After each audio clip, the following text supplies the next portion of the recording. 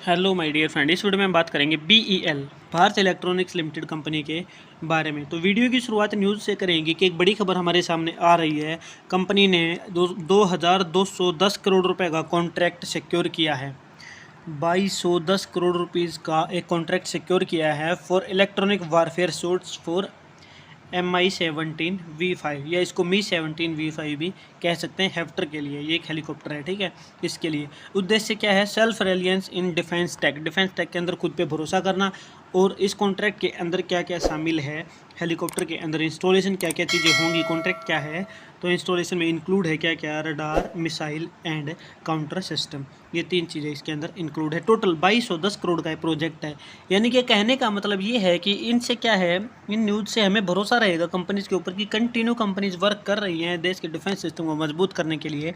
और stock price यहाँ पर आने वाले समय में ऊपर जाते दिख सकते हैं। टेक्निकल एनालिसिस की बात करेंगे तो टेक्निकल एनालिसिस के अकॉर्डिंग स्टॉक प्राइस अभी डाउन ट्रेंड में है और इस पहले चैनल को फॉलो कर रहा है और ये अपना नया लो और नया हाई बना रहा है। यानी कि लोअर लो और लोअर हाई बना रहा है और ये पिवेट्स हैं इसके, ठीक है। तो लगातार 3 लोअर लो और लोअर हाई बनाने की संभावना स्टॉक में रहती है। या फिर यहाँ पर अगर प्राइस कंसोलिडेशन देता है, यहाँ पर कंसोलिडेट करता है साइडवेज है, और अगर प्रीवियस लोअर हाई को ब्रेक कर देता है तो ये पाथ ब्रेक हो जाएगा और उसके बाद अप ट्रेंड आने की संभावना स्टॉक में बढ़ जाएगी। इसलिए जो क्लोजिंग है वो कौन सी हमारे लिए मायने रख रही है? 302 की क्लोजिंग।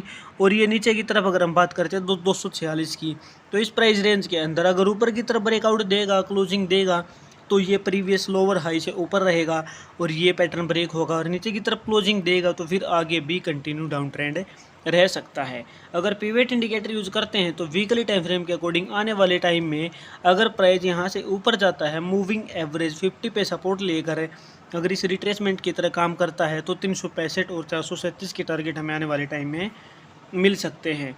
और अगर हम बात करें कि और बड़े टारगेट क्या मिल सकते हैं, तो हमें यहाँ पर इस गिरावट को मेजर करना पड़ेगा। तो संभावना रहती है कि जितनी गिरावट होती है लगभग 29% है, तो अपने प्रीवियस हाई से स्टॉक प्राइस अगर इसको ब्रेकआउट करेगा तो 29% ऊपर जाने की संभावना उसकी रहेगी।